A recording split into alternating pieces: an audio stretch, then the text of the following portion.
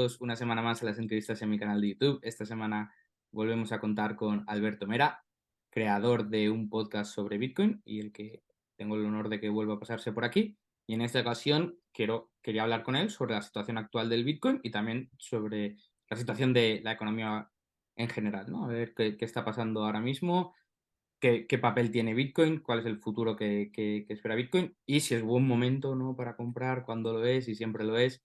Bueno, entonces, Alberto, ¿qué está pasando actualmente con Bitcoin? Lo primero, los que seguimos un poco a Bitcoin, lo que más te das cuenta, ¿no?, lo más llamativo, es que parece que el precio se ha estabilizado. ¿Se ha estabilizado? ¿No? ¿Va a subir? ¿Qué opinas al respecto?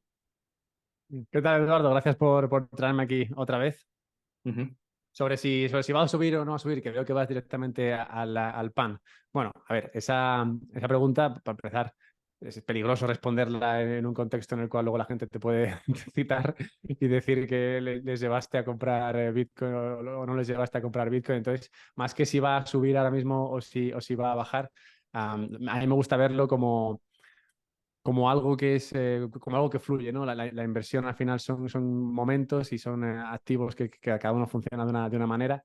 Y en el momento en el que estamos actualmente, como bien dices, Bitcoin no le interesa a nadie. Está en un punto de esos en los que la gente ha dejado de mirarlo y bueno, sí que encontrarías interés a veces en los lugares más recónditos, pero entre aquellos que históricamente han venido interesándose por Bitcoin, es verdad que se ve cierta apatía. También hay que tener en cuenta que el último mercado alcista, ¿no? Digamos, se terminó hace casi ya 2 años. O sea, la gente que recuerda esos momentos de calentón que Bitcoin subía a 60, que luego bajó, luego otra vez 60, casi 70. Me acuerdo esas semanas en las que la gente decía, bueno, la semana que viene estaremos celebrando 75 y la siguiente 80, tal.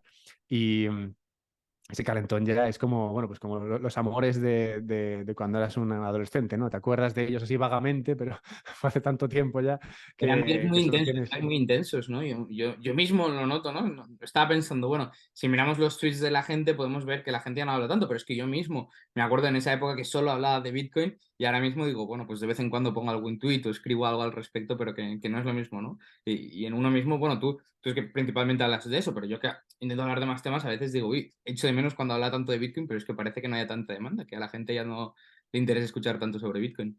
Sí, de hecho es una buena manera de verlo porque si te fijas en cómo funcionan, ¿no? Las redes sociales. Como yo llevo con el podcast desde 2018 y yo me enfoco en Bitcoin, y además, en mi caso, siendo de Bitcoin y o sea, viendo todo el ecosistema, pero centrándome en Bitcoin porque entiendo que es lo único que realmente ofrece valor, mi universo en este sentido es muy escueto.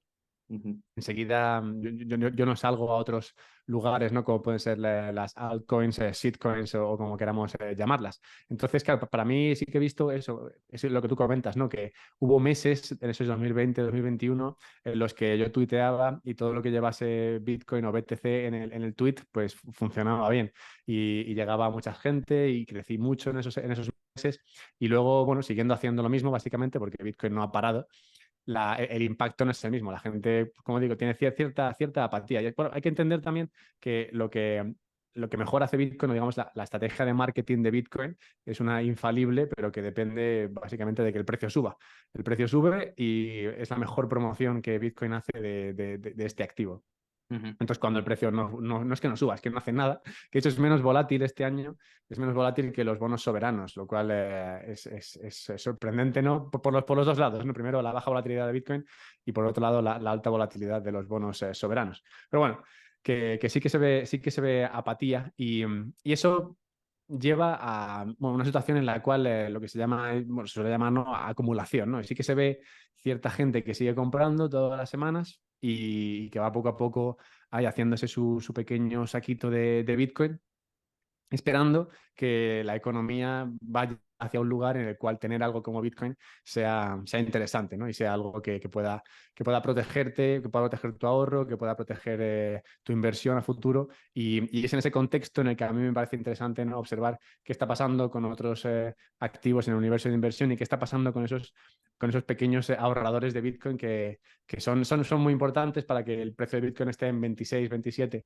y no esté, por ejemplo, como llegó a estar en 15, 20, pero que no tienen la capacidad de llevar Bitcoin a otras esferas, ¿no? Donde que para llegar a esas hace falta mucho más capital. Entonces, bueno, aquí hemos abierto varios temas, porque está el tema del pequeño ahorrador, que es interesante observarlo, el tema de qué puede traer el dinero suficiente para llevar a Bitcoin a otras cotas más elevadas y luego qué pasa con el resto de activos, porque al final, claro, o sea, al final esto es un juego, entre comillas, de suma cero y hay el dinero que hay, la liquidez que hay. Es verdad que hay momentos en los que hay más liquidez, momentos en los que hay menos liquidez, se inyecta, se detrae, pero bueno, al final esa liquidez tiene que encontrar su lugar y bueno, hay momentos en los que es más interesante estar en unos activos y momentos en los que es más interesante estar en otros. Entonces, ¿en qué punto estamos ahora mismo? Y si este punto será uno en el que interese tener algo como Bitcoin, bueno, pues en eso supongo que podemos entrar ahora. Sí, sí, comentabas la compra, ¿no? Entonces, entiendo porque el otro día justo estabas compartiendo unas encuestas, ¿no? De los compradores de Bitcoin, de quién entra, quién sale. En Twitter, si nos puedes hacer un resumen de eso y entonces explicar qué papel tienen ahí los pequeños ahorradores, y por pequeños ahorradores son aquellos que siguen comprando poco a poco, pero que tampoco tienen Sí, el peso que decías, ¿no? Las grandes ballenas. claro, sí, ese estudio que mencionas era uno concreto de España y me parecía Ah, interesante reseñar, sí, y era interesante reseñar algunas cosas del mismo y por eso lo compartía. Una cosa que me pareció interesante, o casi que ha sido más interesante, era las personas que habiendo entrado decidían salir.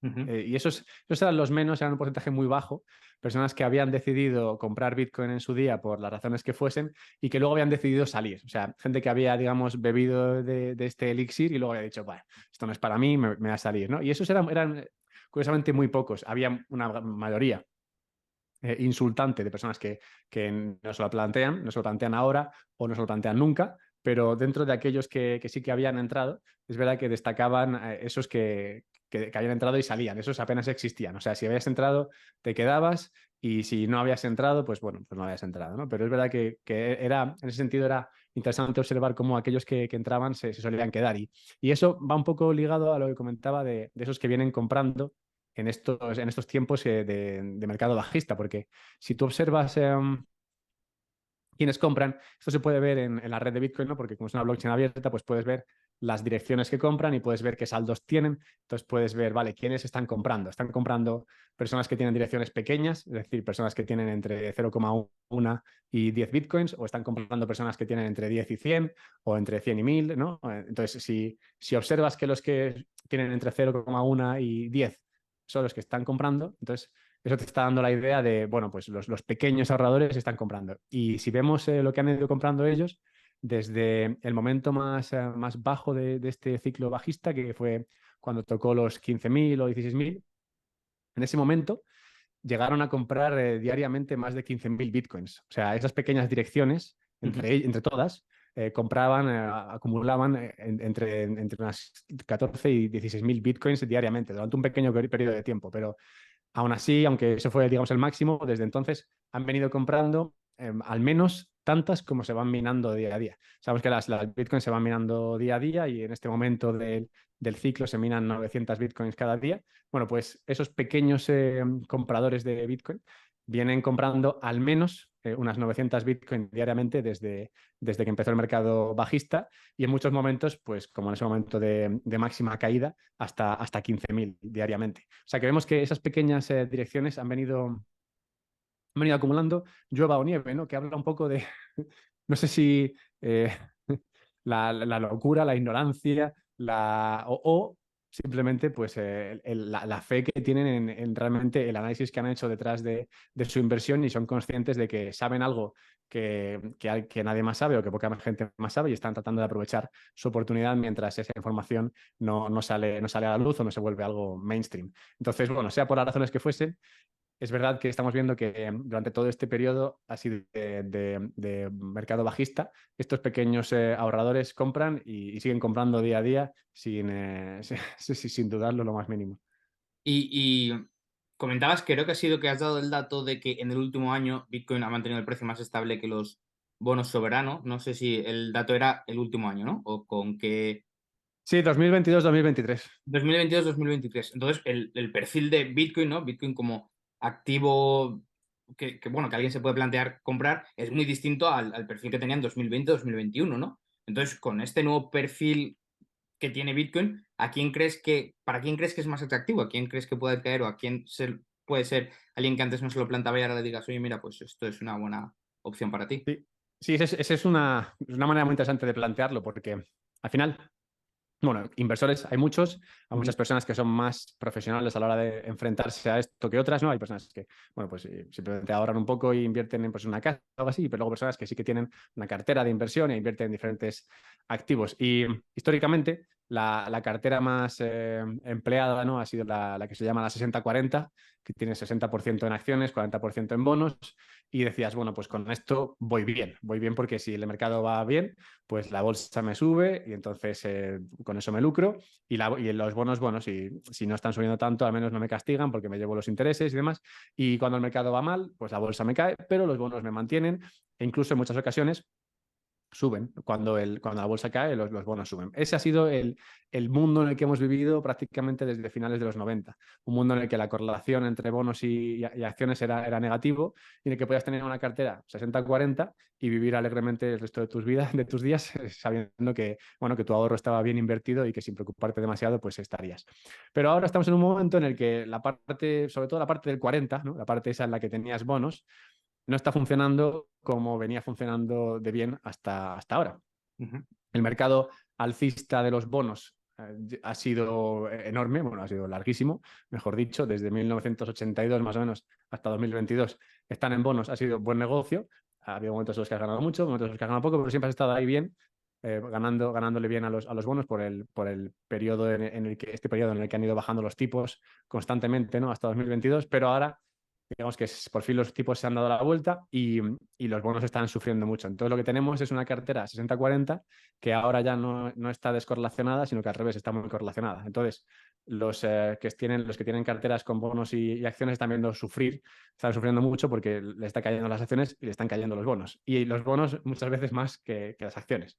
Total, que están en un periodo muy malo y la teoría misma o el planteamiento mismo de 60-40 acciones bonos se está empezando a poner en duda porque, bueno, la gente aguanta, pero aguanta hasta un punto y la parte de los bonos lleva una hostia, con perdón, enorme y es difícil realmente mantener eso en cartera. Entonces, muchas personas, muchos inversores están buscando, oye, ¿qué meto en el 40? ¿No? Porque la parte de las acciones sigue funcionando bastante bien. Las acciones son casi siempre una buena inversión a largo plazo, sobre todo si están más o menos bien diversificadas o en un mercado que suele funcionar bien como el americano. La bolsa se ha convertido prácticamente en la manera de ahorrar del americano medio, ponle, Ujú. porque dice, bueno, si estoy en dólares, pues me devalúan, pero si estoy en bolsa, pues mal que bien, habrá años que no, pero por lo general le voy a sacar suficiente rentabilidad como para superar la inflación y así ahorra el ciudadano americano medio. Pero bueno, o sea que en acciones están bastante bien, a pesar de que bueno, puede haber momentos como estos en los que sufren, pero la parte de la bolsa, o sea, la parte de los bonos, es la que están buscando activamente solución, porque el mercado de bonos está mal y pinta peor, porque ves situaciones como las que hay ahora que antes eran bueno, increíbles. ¿Sabes? Bueno, la parte de los ratings, por ejemplo, de los bonos, sabes que hay diferentes niveles, están los AAA y están los bonos basura, a cada uno a un extremo. Bueno, pues AAA, hace poco hice un artículo sobre esto. Los AAA han pasado de ser el 40% del mercado en un momento hace unos pocos años a ser el Ujú. 6%. O sea, solamente el 6% de los bonos son AAA. Ahora mismo hay más bonos basura que bonos AAA, lo cual indica que la deuda en general está en mucho riesgo y se vienen un montón de refinanciaciones a tipos muy elevados que implican que no van a ser posibles refinanciar. Y si los bonos gubernamentales, los bonos de los estados, que son los que menos riesgo tienen, lo están pasando tan mal, pues te puedes imaginar, ¿no? Qué pasa con los bonos de empresas que viven dentro de esos países y que por tanto tienen menos seguridad todavía. Entonces, la parte de los bonos pinta mal y entonces la gente está pensando, vale, ¿qué puedo meter en mi cartera que me alivie un poco la inseguridad, la incertidumbre y en momentos de caída, pues me soporte, ¿no? Y ahí es donde están entrando activos reales, que históricamente se han usado para estos escenarios. Y dentro de esos activos reales, pues tenemos el oro, tenemos las materias primas y tenemos ahora Bitcoin. Entonces, aquí es donde empieza a asomar la idea de, oye, pues igual Bitcoin no es mala idea, sobre todo para el inversor institucional, sobre todo para el inversor que mira esto y dice, a ver, ¿dónde puedo descorrelacionar, básicamente? O sea, ¿dónde encuentro algo que no me vaya a tirar hacia abajo cuando todo caiga? ¿Dónde encuentro algo a lo que asirme cuando todo esté yendo mal? ¿Dónde me puedo meter? Y si bien en momentos de caída, el Bitcoin hasta el momento se ha relacionado mucho, se ha correlacionado mucho con fondos de inversión, o perdón, con índices como el Nasdaq, pues sí que se está viendo que la posibilidad de que Bitcoin no esté tan correlacionado en el futuro sea elevada y que sea un activo interesante a tener en cartera, no al nivel de, por el momento, no al nivel de 60% acciones, 40% Bitcoin, pero sí al menos 60% acciones, 3% Bitcoin y el resto, pues, entre bonos, oro, ¿no? Y demás, ¿no? Entonces, está empezando a encontrar ese sitio ahí en carteras y sobre todo, como digo, en aquellos que son inversores y que son inversores más profesionales.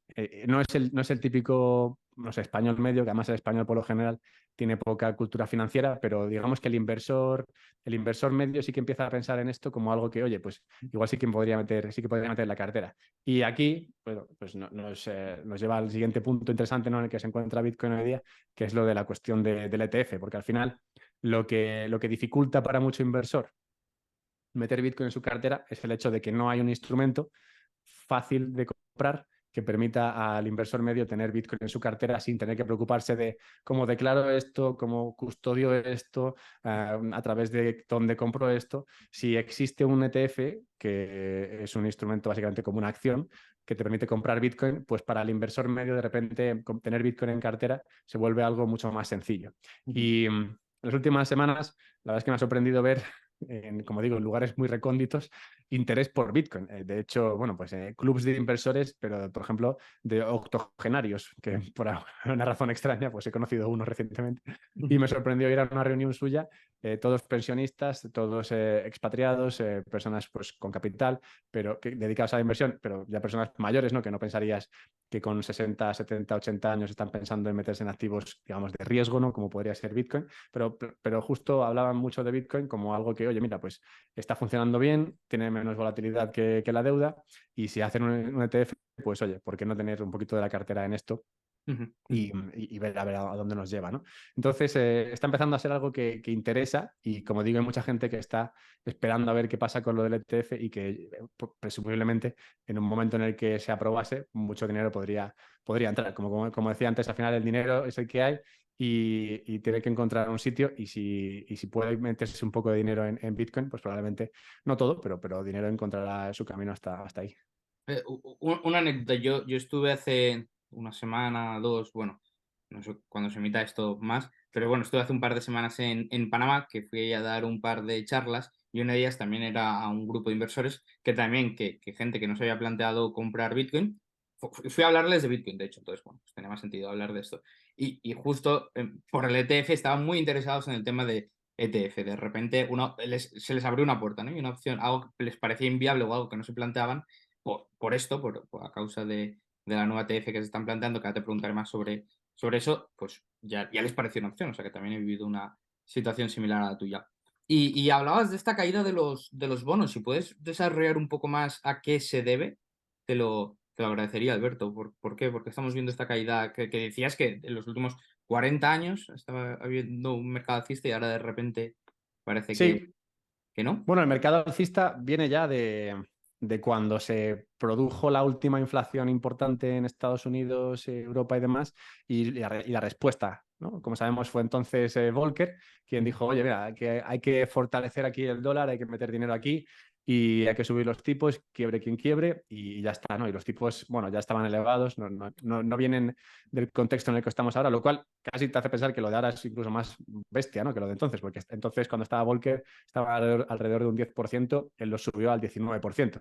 Ahora estábamos en el cero prácticamente y han subido al 6%. O sea, bueno, en términos porcentuales Lo de ahora ha sido infinitamente más que lo que hizo Volcker y el impacto que puede tener, pues probablemente sea infinitamente mayor.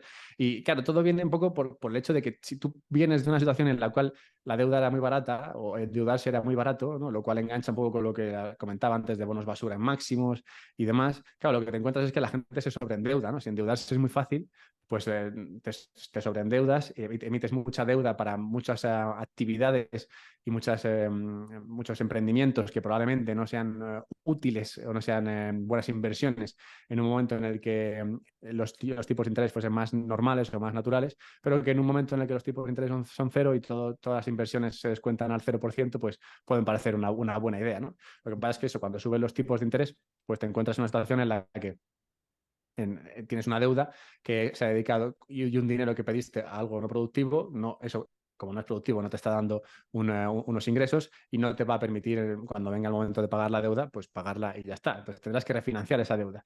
Y al refinanciar esa deuda a tipos que no son del 0 o el 1 o el 2, sino que son del 6, o en el caso de la deuda basura, pues igual lo pediste al 5 o 6 y ya tienes que refinanciarlo al 10, 15, 20.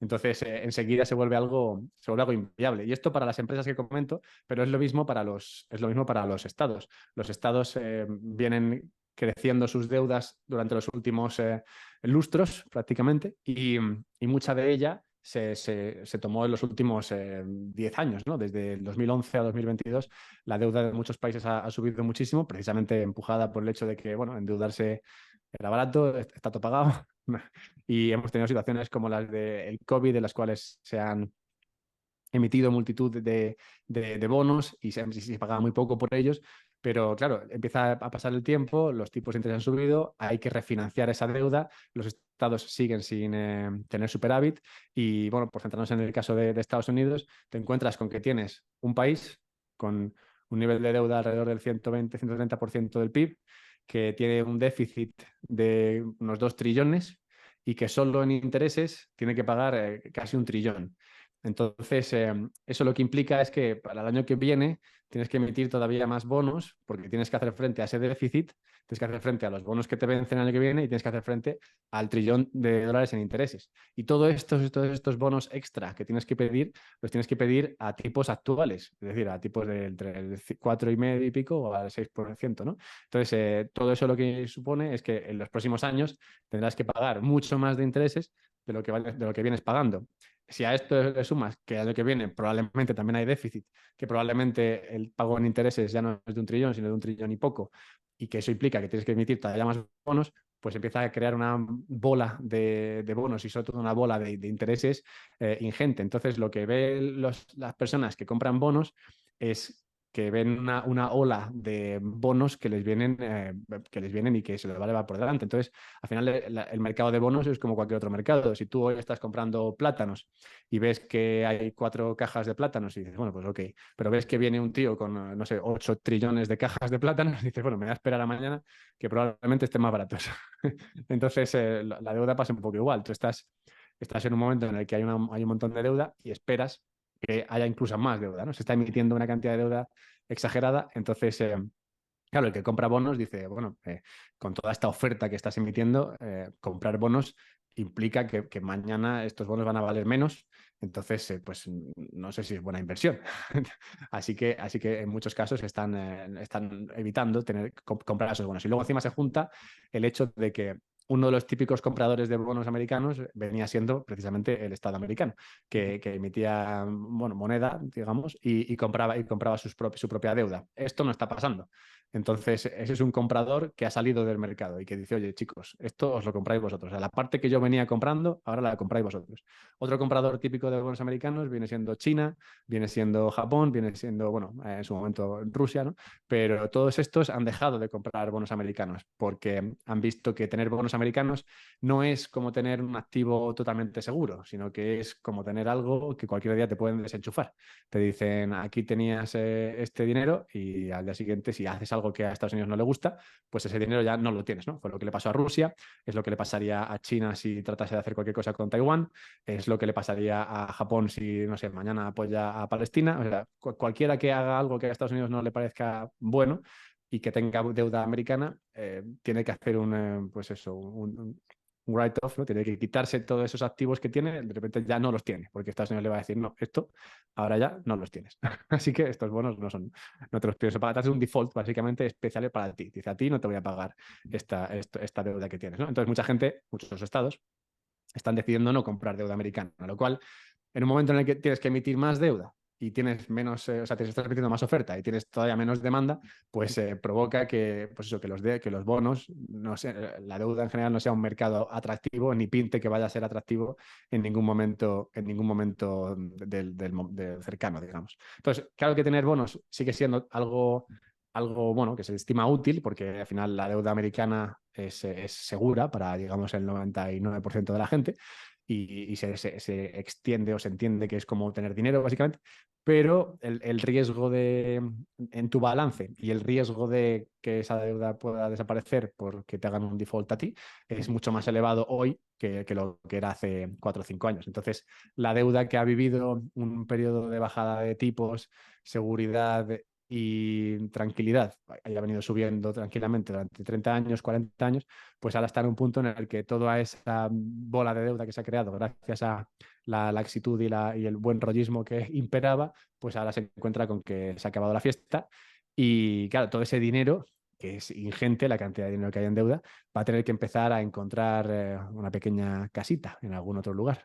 Y también lo que comentabas del miedo al impago también es algo que es nuevo, ¿no? Y se ha dado, o si no, corrígeme, se ha dado un poco por el impago que Estados Unidos, o por lo menos la prohibición de pagar con dólares de Estados Unidos a Rusia, ¿no? Que ha sido por causa del conflicto, que hasta ahora, porque si lo entiendo bien, todos los pagos con dólares tienen que pasar por el sistema americano, ¿no? Por los bancos comerciales. Entonces, Estados Unidos creo que dijo, o por lo menos puso alguna sanción al uso de dólares de Rusia, como ya la tenía con Irán hace tiempo. Y entonces es una sanción que no había hecho hasta el momento y ha sido, yo creo, si no, un poco el detonante que les ha dicho a los demás. Ojo, que Estados Unidos puede utilizar su Sí, sistema bancario como y, arma y si me, contra nosotros.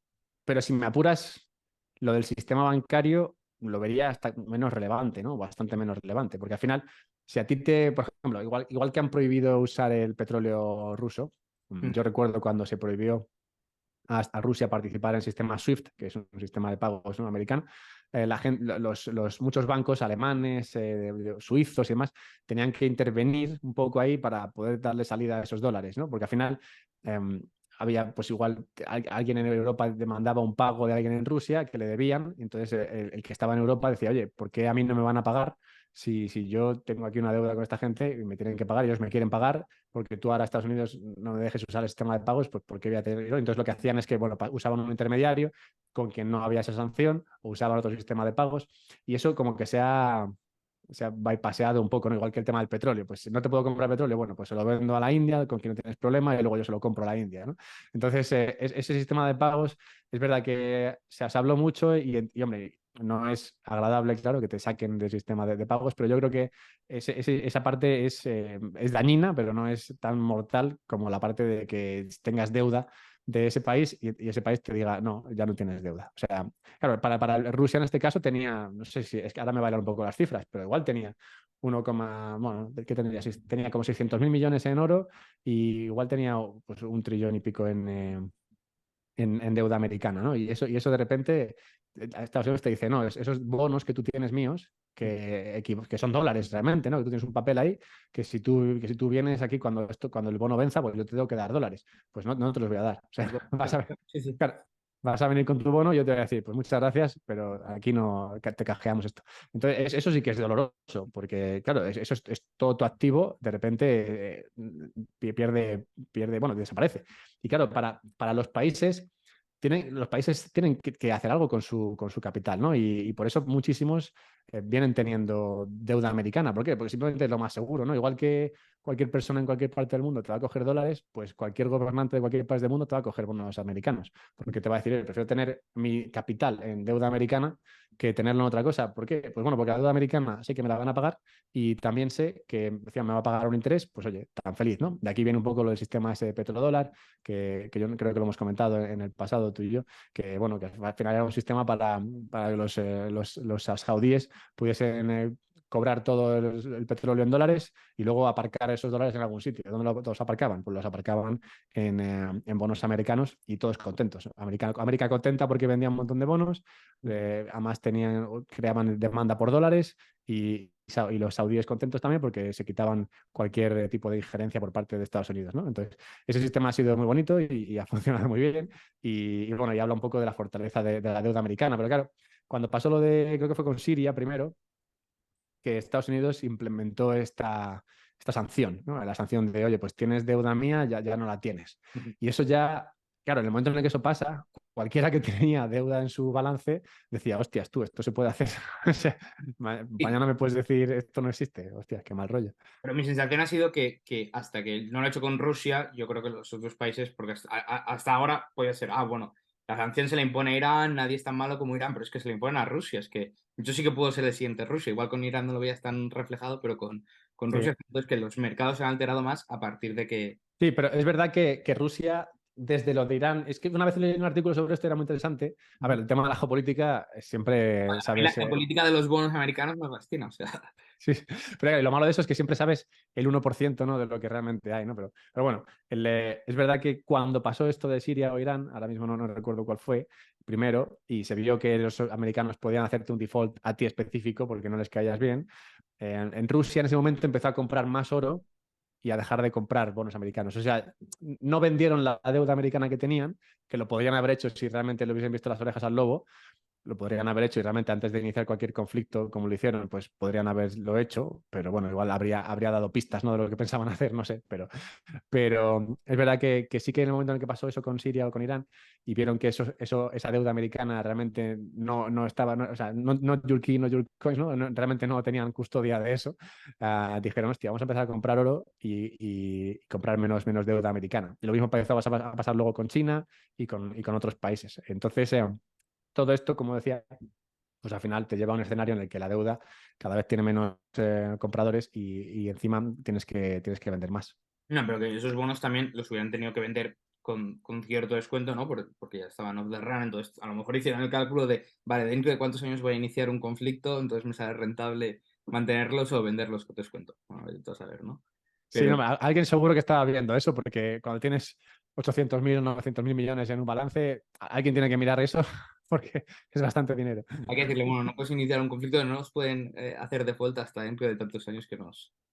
Sí, bueno, y yo creo que lo de China y Taiwán, a ver, yo aquí me estoy viniendo arriba porque no tengo ni idea, ¿no? Pero lo de China y Taiwán realmente es problemático un poco por eso también. Si China tiene muchísima deuda americana, es verdad que no está comprando más, pero si de un día para otro te dicen, oye, todo este activo desaparecido, pues es muy duro. Es verdad que si eso pasase, pues, bueno, no sé qué pasaría, ¿no? Pero es verdad que hay mucho dinero allí que tienen unos, que es de otros, y que, bueno, en momentos de conflicto, pues se puede usar como arma. Me gustaría ver qué pasaría ahí, pero bueno. Esto está Igual. complicado, pero porque al final hay mil factores que dices, bueno, ¿qué va a hacer China? ¿Se va a pasar al oro como Irán? Es que no lo creo. Buscarían otra moneda antes, ¿no? Y eso sí que le daría bastante liquidez a esta nueva moneda que eligiesen. Imagínate que dice, bueno, pues me paso a la libra. Entonces la gente se pasaría a la libra, no, no. El problema es que no hay, si el problema de esto, al final, y es un El dólar, poco, el dólar. sí, no, el problema es que no hay liquidez, o sea, el problema está un poco relacionado, me encanta el tema de la liquidez, al final la liquidez es cómo de fácil es comprar algo y cómo de fácil es comprar algo a mansalva, o sea, cómo de fácil es realmente comprarte un millón de cualquier cosa, ¿no? Y realmente no es tan fácil y a veces la respuesta o, digamos, la razón por la que alguien hace algo es simplemente por la liquidez que se lo permite, que si no, pues no lo harían. ¿A qué me refiero? Pues la persona que tiene que invertir cientos de millones, la persona que tiene un fondo de inversión, que tiene, no sé, un BlackRock, ¿no? Un BlackRock, por ejemplo, que tiene, pues eso, cientos de miles de millones.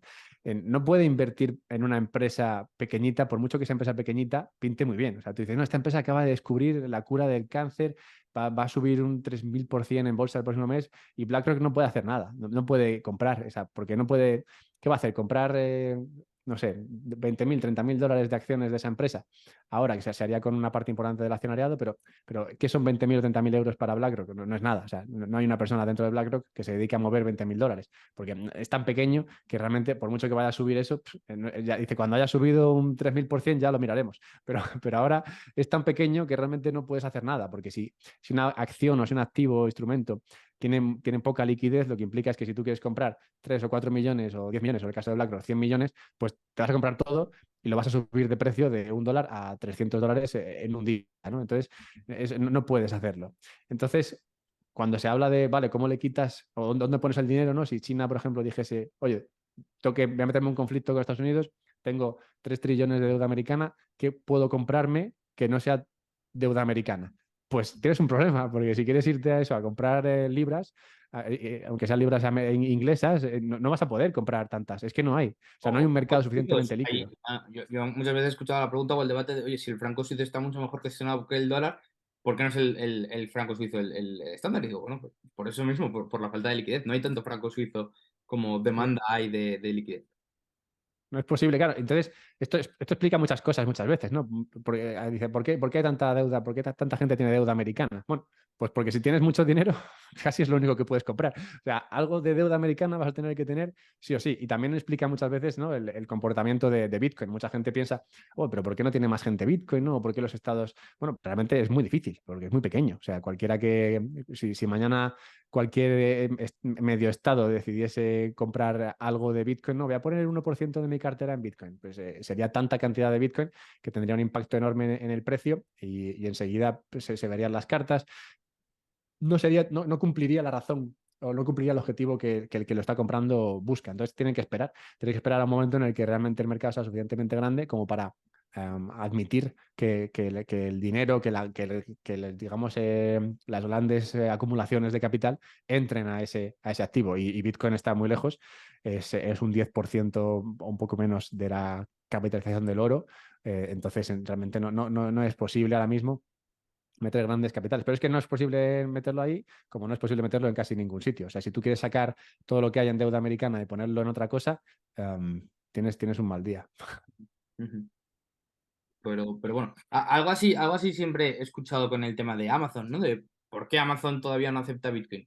Porque no podría, si de hacerlo, sería, aparte de que no hay suficiente Bitcoin en circulación como para que eso también dispararía tanto el precio que, que, que echaría mucha gente fuera del posible mercado después, ¿no? Porque que te lo acepte Amazon ya es un gran paso. Y haría, pues, Sí. cerraría bastante el mercado a mucha gente. Entonces, siempre, bueno, yo creo que igual lo ideal es eso, esperarse un poco, que más gente se pueda hacer con Bitcoin y cuando suficiente gente lo tenga, ya decir, vale, pues aquí ya ahora ya es momento de meterse. Sí, y no, y lo que tú dices, que realmente no hay suficientes personas con balances en Bitcoin que estén dispuestos a usarlos para comprar productos en Amazon. O sea, realmente podrías poner, o sea, si el presidente de Amazon ahora mismo es muy fan de Bitcoin y quiere hacerlo así como por amor al arte, como por ejemplo Ferrari, creo que lo anunció ayer o anteayer, que en Estados Unidos iba a empezar a admitir criptomonedas, ¿no? En general, para compra de sus vehículos. Bueno, pues lo hacen un poco así como un brindis al sol. Bueno, alguien, pues sí, alguien con USDT o yo qué sé, o alguno que se hizo rico con Solana, pues igual se compra un Ferrari con Solana, o alguno con Bitcoin, pues probablemente lo hará, pero bueno, son pocos. En el caso de un Ferrari tiene hasta sentido, porque bueno, ¿cuántos Ferrari se venden en un año? ¿No? Pues igual se venden 5 o 10.000, pero en el caso de Amazon que hace, pues eso, 5 o 10.000 ventas al segundo, pues con Bitcoin no tendría demasiado sentido. Ujú, ujú. Vale, sobre la ETF de Bitcoin, ¿qué es lo que hace falta para que llegue a ser, ¿no? ¿Qué es lo que esperamos? Ahora, por ejemplo, antes leía la noticia de que ha salido, bueno, ha salido un papel que ha tenido que salir BlackRock a desmentirlo, de que la SEC todavía no lo ha aprobado. Entonces, con ese movimiento solo esa supuesta aprobación falsa ha hecho que el precio suba a 28K y ahora de repente ha vuelto a bajar después de que BlackRock saliera a desmentirlo. Eh, Sí, cualquiera que esté escuchando esto va a saber qué día estamos grabando precisamente por Ah, bueno, esto que comentas. bueno, pues todo esto acaba de pasar. ¿Qué es lo que esperas tú? ¿Crees que finalmente se va a aprobar como ETF? ¿Qué es lo que esperas? ¿Qué es lo que crees que le hace falta? ¿Y qué más deberíamos esperar en el precio? Sí, a ver, varias preguntas, pero Sí, sí. sobre el tema del ETF y lo que ha pasado hoy, creo que es interesante. Bueno, igual a esto llego ahora después, ¿no? Pero bueno, en cuanto a cómo está el tema del ETF y de Bitcoin, bueno, pues como hemos comentado antes, ¿no? ¿Por qué es interesante tener un instrumento financiero que te permita comprar Bitcoin sin comprar Bitcoin? Ahora mismo lo que la gente suele comprar son dos cosas, Bitcoin que está en Grayscale, que es un fondo, una especie de fondo trust o un ETF trust, que no es un ETF al uso porque no te permite vender las bitcoins que están ahí, solo te permite entrar bitcoins, no te permite sacarlas. Entonces, está el Grayscale, están las acciones de MicroStrategy. MicroStrategy es la empresa de Michael Saylor que tiene tanto Bitcoin que básicamente es como comprar Bitcoin. Entonces, compras las acciones de esta empresa y es un proxy, ¿no? de lo que haría el Bitcoin. Es una especie de ETF, pero bueno, no es tan líquido, claro, como si existiese un ETF o varios, ¿no? Entonces, hay opciones ahora mismo de comprar algo parecido a Bitcoin que no es Bitcoin, pero que te da exposición a Bitcoin. Y entonces, bueno, desde hace años se lleva planteando la posibilidad de crear un ETF spot de Bitcoin. Es interesante lo de la distinción porque el ETF de futuros de Bitcoin se aprobó muy rápidamente y cotiza desde hace varios años. Y es precisamente la razón por la que a día de hoy la SEC, que es el que encargado de permitir que algo como un ETF spot de Bitcoin funcione, tiene pocos argumentos para negar el ETF spot, porque dice, bueno, la gente que está presentando ETFs spot de Bitcoin y enfrentándose a la negativa de la SEC hasta ahora, le pregunta al regulador, oye, ¿cómo es posible que estés negando el spot cuando estás aceptando el futuro?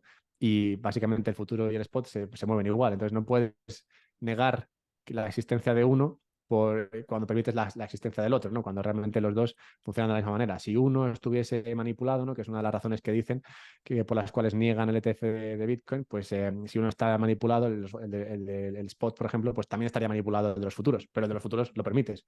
No, esta es justo la argumentación que Grayscale, este fondo trust del que he hablado, ha empleado para denunciar a la SEC por la negativa de que les permitan convertir a su fondo trust en un fondo spot ETF.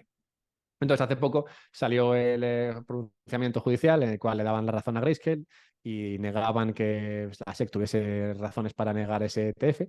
Luego, la SEC tenía su tiempo para digamos, ¿cómo se dice esto? Cuando tienes una sentencia en contra y luego puedes apelar eso. Tienes 45 días para apelar, no apelaron. Y, y bueno, ese periodo pasó hace un par de días y entonces se han juntado varias cosas. Hace 2 días pasó el periodo de apelación. Mucha gente entendía que como no habían apelado, básicamente estaban admitiendo que Grayscale se iba a convertir o se podía convertir en un ETF spot. Y entonces, aprovechando ese momento de suspense, pues ha salido esta noticia de Cointelegraph, concretamente, que decía que se había aprobado el ETF spot de Bitcoin. Bitcoin ha subido un 5 o 6% con la noticia, luego se ha desmentido todo. Bueno, es un poco marrón, ¿no? Pero básicamente te habla de dos cosas. Una positiva para los bitcoiners o la gente que tiene Bitcoin en cartera y otra negativa, ¿no? La negativa es que, bueno, se ha producido un anuncio falso, el precio se ha movido mucho y, bueno, alguien podría decir, pero ¿ves cómo se puede manipular el mercado de Bitcoin? Que sale aquí cualquiera, bueno, cualquiera. Cointelegraph tiene 2 millones de seguidores, o sea que es una cuenta grande, y dice una noticia falsa y mueve el precio de Bitcoin, ¿no? Alguien podría agarrarse a eso para decir que el precio de Bitcoin es manipulable. Pero bueno, realmente me parece que tiene poca solidez ese argumento, porque si mañana sale una noticia falsa en el Wall Street Journal sobre Amazon, pues también tendría un impacto en su capitalización. O sea que claro, no creo que tengan demasiado a lo que agarrarse por ahí.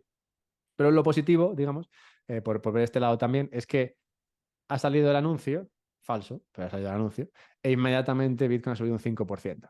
Entonces, hay mucha gente viendo este mercado que estará pensando ahora, oye, ha salido el anuncio en un blog, es un blog, tiene mucha gente, pero es un blog, básicamente, en un servicio de noticias propio de cripto, Cointelegraph, como digo, y el precio ha subido un 5%. Entonces, eso le está dando pistas al mercado de que en un momento en el que un ETF se aprobase, pues hay mucha demanda. Y en este caso, pues mucha gente estará pensando, oye, igual no estoy bien posicionado, o sea, igual debería tener más Bitcoin, porque cuando finalmente se apruebe ese ETF spot de Bitcoin, que tiene todas las papeletas, ¿no? Por lo que voy comentando, pues el mercado podría pegarse esa subida y muchos inversores, como digo, no están poniendo precio a esa subida. O sea, muchas veces cuando cuando algo se espera y todo el mundo lo sabe, esto pasa muchas veces en el mercado, alguien está esperando algún anuncio muy bueno de algo y la gente se pregunta, ¿y por qué ha salido este anuncio tan bueno y el precio no se ha movido? Bueno, pues no se ha movido porque ya se haya movido antes, porque todo el mundo sabía que eso iba a salir y entonces, claro, todo el mundo estaba ya comprado y está el precio descontado y ya está. Pero claramente lo del ETF Spot de Bitcoin no está descontado porque sale la noticia y, claro, y en 2 segundos sube un 5%. O sea, descontado no está.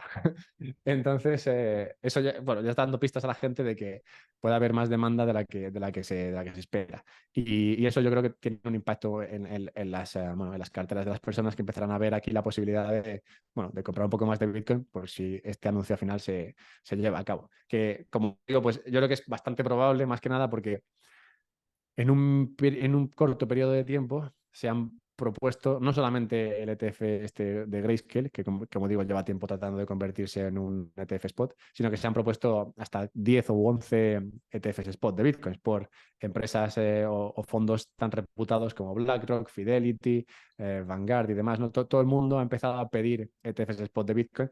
Cuando todos lo piden a la vez, bueno, pues te da pistas de que algo están esperando. O sea, sería raro que 10 fondos, que son los más grandes del planeta, que tienen trillones entre todos, pidan algo y que se lo nieguen a todos, ¿no? O sea, tiene pinta de que se va a aprobar y que además, bueno, teniendo en cuenta este pronunciamiento judicial que dice que la SEC no tiene razones para negarlo, pues también apoya que esto vaya a pasar. Entonces, bueno, antes o después tiene pinta de que ese ETF Spot se aprobará y bueno, entonces veremos, porque al final un ETF Spot lo único que indica es que la gente puede más fácilmente comprar Bitcoin, ¿no? Pero de ahí a que lo vayan a comprar, o sea, que la demanda, de ahí a que la demanda exista, pues eso habrá que verlo, ¿no? Pero el instrumento probablemente se aprobará.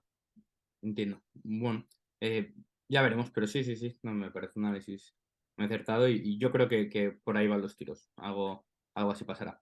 Sí, Em, una anécdota con esto, y es que sí, a ver, hacer un ETF de por sí no implica que la gente vaya a comprarlo, porque hace 2 semanas creo que se aprobó el ETF futuros de Ethereum, concretamente, y cuando lo aprobaron, pasó a cotizar y el primer día de cotización, que se supone que es el día más potente, ujú, llegó a mover en volumen el 0,2% de lo que movió el futuro, o sea, el ETF de futuro de Bitcoin, cuando el ETF futuro de Bitcoin se aprobó. O sea, el 0,2% de lo que hizo Bitcoin en su día, lo cual es, bueno, prácticamente nada.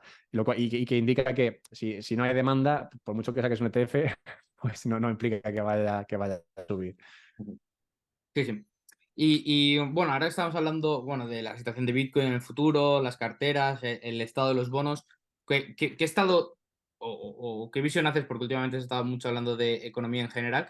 ¿Qué visión tienes de la situación en España y sobre todo de una situación de Occidente o de la mayoría de países? ¿Cómo lo ves? ¿Cómo es a España? ¿Cómo ves a Estados Unidos? ¿En qué situación estamos? ¿Crees que estamos acercándonos a una recesión? ¿Estamos ya en ella? ¿Qué está pasando? Ese análisis es difícil porque lo de la recesión es de esas cosas que se llevan comentando, yo no sé cuánto tiempo ya. Hay como un año que se lleva esperando la recesión y no acaba de llegar, ¿no? Al final, ya son tantos los indicadores que te anuncian que va a llegar o que está ahí, que es sorprendente que no haya llegado y lo cual te llega a pensar, oye, pues igual no llega. Pero bueno, en mi opinión, sí que va a haber, una recesión, sí que va a haber una, digamos, una ralentización de las economías, que bueno, la de España realmente no es de lo más interesante aquí, porque bueno, España, digamos, va a la cola de lo que pasa en Europa y Europa va a la cola de lo que pasa en Estados Unidos. Entonces, bueno, por lo general yo me suelo fijar más en lo que pasa en Estados Unidos. Europa no me da muy buenas sensaciones en casi ningún ángulo, así que es un análisis que está triste, que realmente me da pena meterme ahí, pero viendo lo de Estados Unidos y la posibilidad de recesión, a mí el escenario que más me preocupa casi no es el de la recesión, sino el de la japanización, ¿no? O japonización de la economía. Y es que por más que leo sobre cómo está la situación ahora mismo, más similar me parece a lo que pasó en Japón años 80-90, que hubo una gran burbuja, todos los activos subieron mucho, el real estate subió mucho, la bolsa subió mucho, y esto pasó en un momento en el que los tipos eran bajos, se creó mucha deuda y luego todo eso explotó. Y al explotar, se intentó hacer lo que se venía haciendo normalmente, ¿no? Que es, bueno, pues se bajan los tipos otra vez, o sea, explotó todo porque subieron los tipos, igual que ha pasado ahora, y luego para solucionarlo se bajaron los tipos, ¿no? Y se dijeron, pues bajamos los tipos otra vez, era broma, no pasa nada, que vuelva otra vez la fiesta, pero al bajar los tipos se dieron cuenta de que ese mecanismo que hasta entonces venía funcionando no tenía el impacto que había tenido hasta ahora. Y por mucho que le daban a bajar los tipos, la economía japonesa no rearrancaba, ¿no? Digamos que se había quedado en una especie de estado de apatía y desde entonces básicamente se maneja en ese punto. O sea, el PIB per cápita de Japón lleva plano desde el año 1994. Entonces son 30 años casi de per cápita plano, lo cual tú dirías, bueno, pues no sé, ni tan mal, ¿no? Bueno, eran, eran grandes, viven bien, tienen comida y demás, pero hay una cuestión que es, bueno, la entropía, ¿no? Que todas las cosas se van rompiendo poco a poco. Y lo que tienes es un estado como es Japón, que lo que ha intentado ha sido arrancar su economía de varias maneras, en varios momentos, y no lo ha conseguido, por mucho que ha intentado, ha bajado los tipos para motivar a la gente a gastar y demás, y no lo ha conseguido.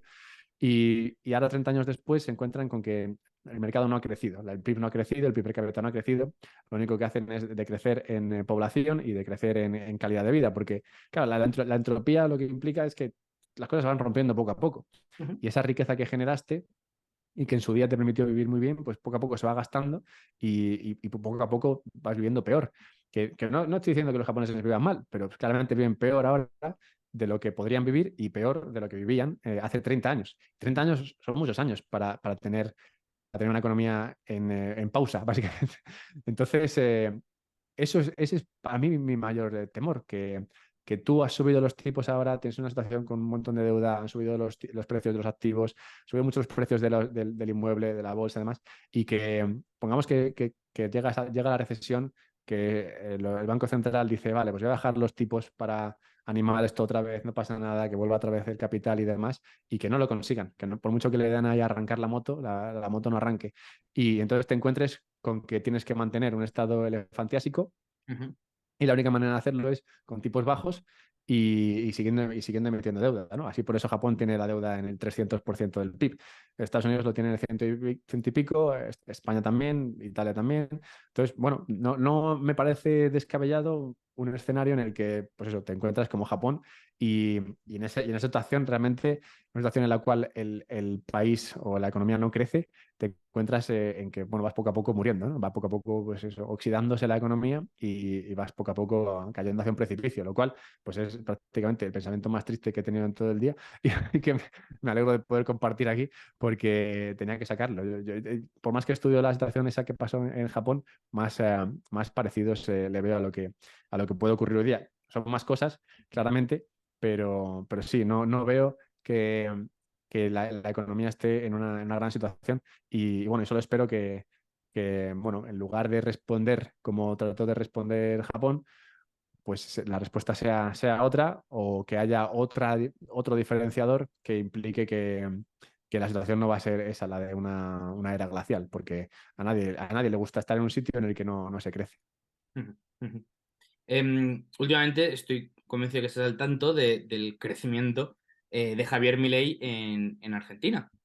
Y una de sus propuestas es la dolarización del país. ¿Qué te parece esa propuesta? ¿Qué opinión te merece la dolarización de un país? ¿Y te parece que ese puede ser el futuro de muchos otros países, que sería la dolarización de cada vez más y más países hasta del resto del mundo, hasta encontrarnos en un mundo enteramente dolarizado? Si el dólar al final, si las monedas empiezan a competir entre ellas y el dólar parece ser el que mejor funciona.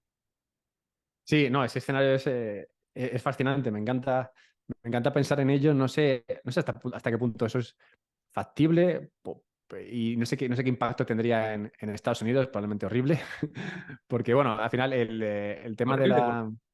Bueno, porque en su día el hecho de que el dólar se convirtiese en moneda reserva para el resto del planeta hizo que el valor del dólar subiese mucho más de lo que naturalmente sería.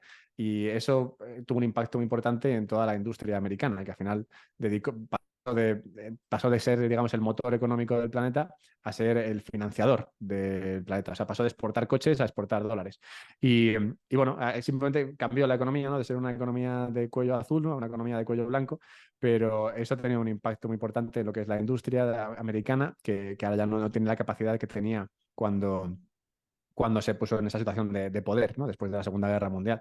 Entonces, para gran parte de la industria y para gran parte de lo que es realmente productivo dentro de la economía, creo que un dólar fuerte no es bueno. Y si bien tiene sus ventajas, el hecho de poder financiar déficits ad infinitum, pues al final no creo que en el largo plazo sea algo que beneficie a Estados Unidos ni a los demás, ¿no? Pero bueno, por empezar por el principio, antes de llegar allí, el hecho de que mucha gente, muchos países se vayan al dólar, bueno, me parece lo más natural, ¿no? Al final, tú tienes, bueno, como lo explica Saifed Amus, ¿no? Tú tienes todas las divisas son shitcoins más el riesgo país, ¿no? Entonces, es como, o sea, es como tener dólar más el riesgo país.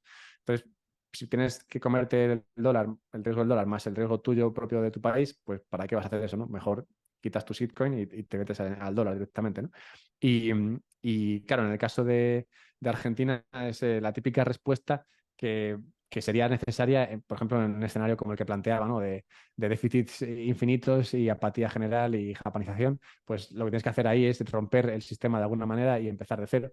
Que en el momento inmediato pues es muy duro y de hecho lo que me gusta de mi ley es que se planta las elecciones diciendo si gano lo vamos a pasar fatal, pero luego irá todo bien, tranquilos. Entonces, me encanta que al menos el tío tiene la decencia, ¿no? De decir, oye, es verdad que si dolarizo y todo eso pues, se va a liar una enorme, pero bueno, que eventualmente me parece una decisión correcta simplemente porque todo lo que sea quitarle poder de decisión a la política y mandarlo, digamos, externalizar eso me parece positivo. No es 100% positivo porque externaliza tu política monetaria a lo que se le ocurre hacer a Estados Unidos. 100% positivo sería externalizarlo a una política monetaria neutra que no se pueda cambiar, ¿no? Por ahí lo de Bitcoin, ¿no? Pero bueno, que si tienes una política monetaria argentina y la opción es tener una política monetaria americana, pues estás mucho mejor con la política monetaria americana que con la argentina. Entonces, por ahí lo de la dolarización de Argentina me parece genial. ¿Cómo lo van a hacer? Bueno, eso es otra historia. No sé si realmente tienen la capacidad, si podrán. No es como... No es como en otros sitios que son más pequeños. La economía argentina creo que sería la más grande, con diferencia, en pasarse al dólar puramente. No creo que los que lo han hecho antes se acerquen en tamaño, en cuestión de tamaño de la economía. Pero bueno, sería un experimento. A mí, vamos, ojalá lo hagan, porque creo que va a funcionar y sobre todo porque analizarlo va a ser excitante, ¿no? Ver qué pasa ahí. Pero en cuanto a lo que decías también de si esto en general se puede producir, hay un ejemplo muy interesante también con el Líbano. El Líbano hace, bueno, bastantes meses ya, básicamente su gobierno desapareció. Cesó de funcionar, la divisa implosionó y el gobierno no tiene dinero. Entonces el dinero o sea, el gobierno no funciona. Y lo que ha hecho la sociedad es que ha empezado pues, a crecer, ¿no? Entre las grietas de lo que antes hacía el gobierno, pues ahora empiezan a hacerlo ellos. Se han creado sus propias redes de energía que son locales, están montando sus propios chiringuitos, todo ello, bueno, están cuidando de sus carreteras, ¿no? Todo ello a nivel local, haciendo todo lo que hasta entonces venía haciendo el gobierno, que de un día para otro simplemente desapareció. Y en esa economía también se ve que lo que ha pasado es que en un punto, digamos, o sea, hay tres dineros que conviven. Está la libra libanesa, que es lo que la gente se intenta quitar rápidamente. Está el dólar, que es lo que la gente atesora y los que tienen acceso a ello, pues les va muy bien y gastan cuando tienen que gastar, pero bueno, lo que principalmente atesoran. Y luego está Bitcoin, que es lo que guardan, digamos, forever, ¿no? Pues porque bueno, es más difícil transaccionar con Bitcoin y porque, bueno, también estiman que Bitcoin tiene más capacidad de apreciación a futuro. Entonces, conviven esos tres dineros y la gente naturalmente se va, pues eso, hacia dineros más duros, ¿no? Se va hacia el dólar, se va hacia Bitcoin y es comprensible que en un escenario en el que hay cada vez más inseguridad y que Estados Unidos sube los tipos para tratar de enfrentarse a la inflación que tienen allí, pues cada vez más dinero vaya a Estados Unidos, cada vez más dinero vaya al dólar, ¿no? Es lo que llaman el, no sé, es una teoría, la teoría de la pajita o algo así, que básicamente es como una pajita la liquidez y el dólar, que es cuando la cosa va mal, pues el dólar como que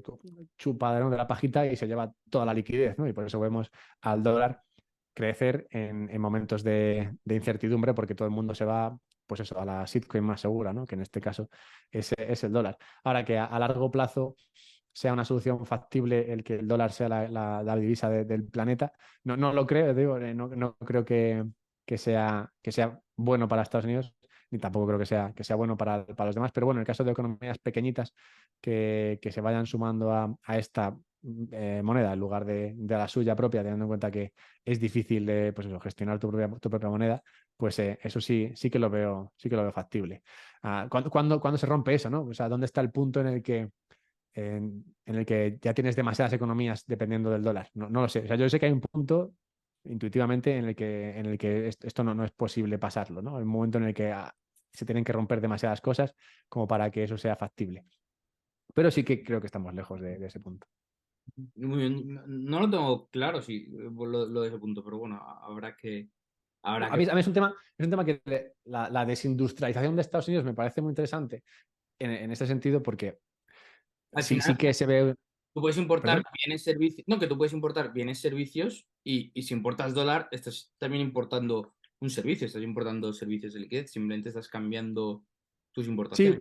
Sí, pero al final, o sea, el problema es que al final para el americano, o sea, a mí lo que me parece es que eso crea una sociedad en la que el americano no tiene, o sea, hay mucho americano que está, bueno, no sé cómo llamarlo, pero que no tiene demasiada capacidad de producir y de hacer, Sí, sí, porque, efectivamente. claro, Está claro, digamos que destruye tu mercado interno. a costa de, no de la producción real, sino de la producción fiat, ¿no? Y de hecho, literal, de la producción del dinero fiat, que no están siendo ellos productivos, pero ellos mientras lo disfruten, luego en caso de que se les acabara el sistema lo sufrirían por no haber conseguido capital humano y todo eso, pero mientras lo disfruten, pues están financiando a costo muy bajo. Sí, no, sí, por eso digo que yo creo que es un sistema que les ha venido muy bien y es un sistema, el petrodólar, ¿no? Se llama, que ha funcionado genial y que los demás países miran con envidia y que, en mi opinión, no puede funcionar, bueno, primero eso, por el impacto que tiene en los mismos americanos, que muchos se quejan, ¿no?, de que realmente, pues eso, no tienen la capacidad de producir que tenían antes y luego ya más una cuestión fuera de lo que es la teoría económica, que es que, bueno, simplemente no puedes tener algo tan grande y que dependa de un país solamente, porque al final habrá muchos otros países que, o sea, por ejemplo, si Estados Unidos tuviese ese privilegio de tener la moneda de todos, pues básicamente controlaría a todos los demás. Y es imposible que un Estado solo controle a todos los demás a base de moneda. La gente se rebelaría y dentro mismo de Estados Unidos también se rebelarían. O sea, no me parece que sea un sistema viable para todo el planeta depender de algo contra lo cual te puedes enfrentar. Al final sería como una especie de enemigo común contra el que el resto del planeta intentaría pelearse en algún momento y como tal no lo veo algo factible, pero bueno, de conseguirse sería la primera vez que creas algo tan grande sin que se rompa. Pero sí, es que Desafiaría las lecturas de la historia de la Torre de Babel. el mercado de eurodólares no sé ahora cuánto está, pero bueno, es que hay trillones y trillones ahí metidos. Sí, sí, no, sí, sí. Yo lo que no sé es dónde está el punto de saturación. Yo sé que hay un punto de saturación y yo creo que no sé si estamos lejos o cerca, pero claramente sí que se ve por ejemplo, en el hecho de que China no quiera comprar deuda americana, en el hecho de que Rusia no quiera comprar deuda americana, en el hecho de que otras grandes potencias no quieran comprar deuda americana, sí que se ve cierto temor a que, bueno, a que el dólar sea una potencia tan potente, ¿no? Y se buscan alternativas. Ahora, ¿qué alternativa hay? Realmente ahora mismo no hay ninguna, ¿no? Pero sí que se empiezan a ver, pues eso, ciertas áreas en las que la gente, o al menos otras potencias, empiezan a ver que no quieren este sistema. Pues nada, ya lo veremos. Alberto, hacia el final de las entrevistas, como ya sabes, suelo hacer dos preguntas, ¿no? Y una de ellas es si pudieras recomendarnos 5 libros. 5 libros que creas que valgan la pena sobre este tema o lo que sea, preferiblemente este tema, pero cualquier otro tema que te apetezca o que te parezca interesante. Esta Entonces, vez no me acordaba de esta, pero vengo preparado porque tengo unos cuantos. perfecto. A ver, hay uno en particular que estoy escuchando ahora que me encanta, me está encantando, es The Price of Time de Edward Chancellor.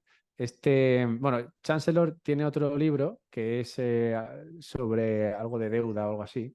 Tiene un título muy bueno. Y bueno, en general me gusta cómo escribe, es un historiador de economía. Y este en concreto habla bueno, del precio del tiempo. Como te puedes imaginar, habla de los Lo tengo, intereses. o sea, no lo conozco, pero lo tengo ahí en Amazon en lista de deseos. O sea, sí. Sí, sí, pues te puedes imaginar, habla de los intereses, ¿no? La historia de los intereses. Y no, muy bien, porque está muy bien documentado. Me encantan algunas historias sobre los intereses que ha destapado ya solamente en la primera parte, voy por la mitad del libro más o menos. Y nada, muy interesante realmente ver cómo errores o bueno, o ideas que ya se plantearon hace 300 años, ¿no? Se siguen tratando de poner en práctica hoy, esperando diferentes resultados. Luego, hay otro que me gustó mucho, que es el de... Tiene un título horrible, pero es el típico libro que yo esperaba que se escribiese alguna vez, que es The Ethics of Anarcho-Capitalism, la ética del anarcocapitalismo. Y así como digo, como título, es de Christopher Borer. Y así como título, pues digo, es muy malo el título, pero el libro es muy bueno, porque si tienes curiosidad sobre cómo funcionaría una sociedad anarcocapitalista, este libro, lo bueno es que te lleva en un paseo, ¿no? Alrededor de lo que sería esta sociedad de modo, en forma de narrativa.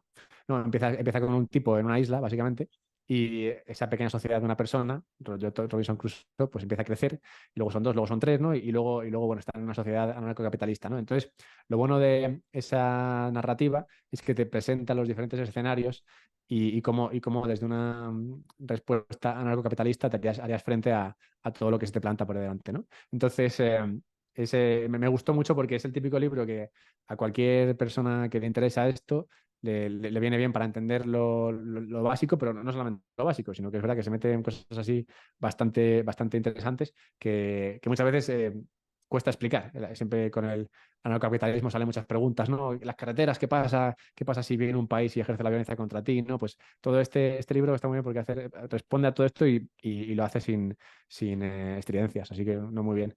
Luego, saliendo del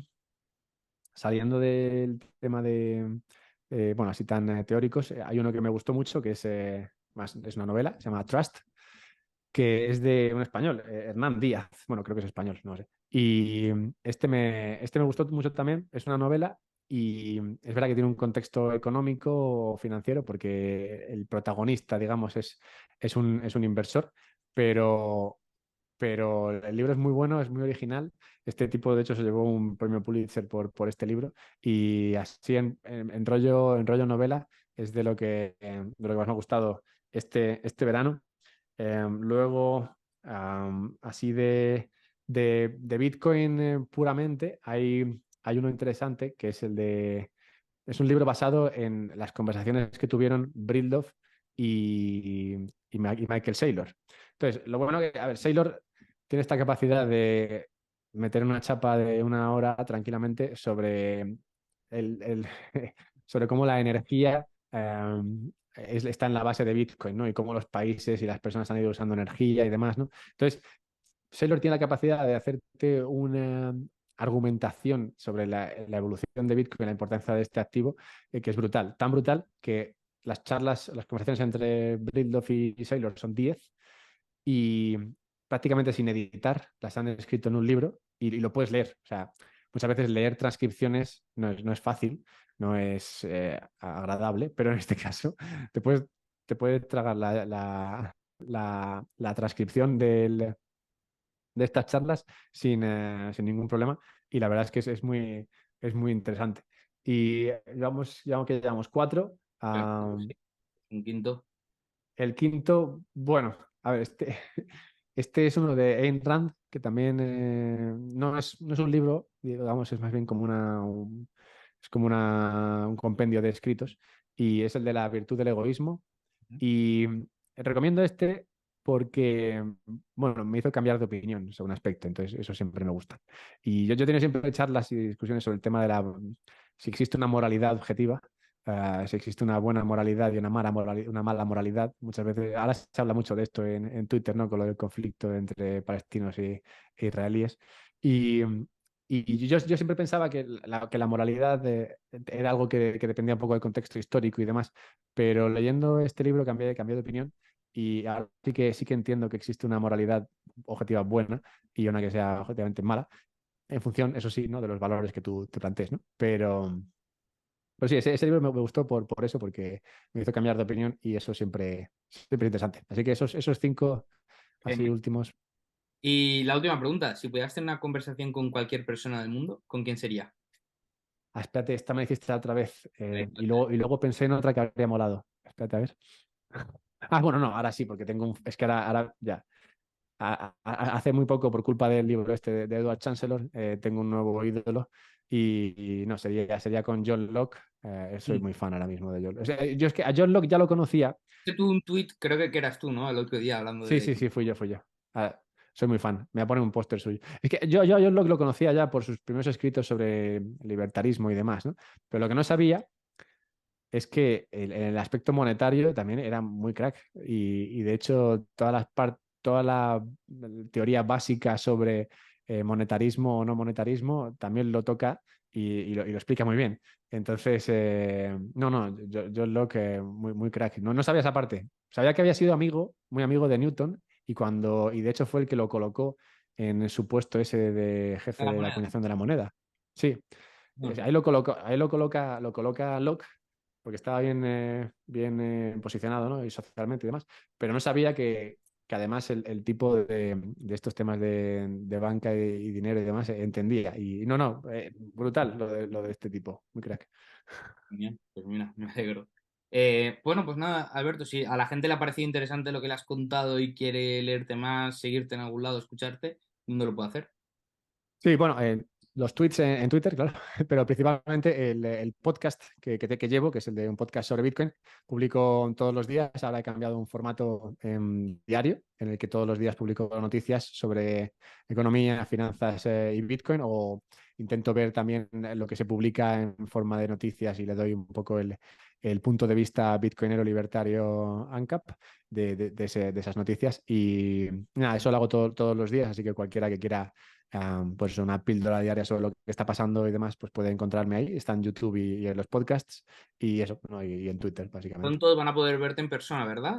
En el 18 de noviembre, para aquel que quiera, que sepa que hay un evento de Bitcoin en la Universidad Francisco Marroquín, donde vas a asistir, participar. ¿Hablarás de qué? El 18 de noviembre, sí, efectivamente.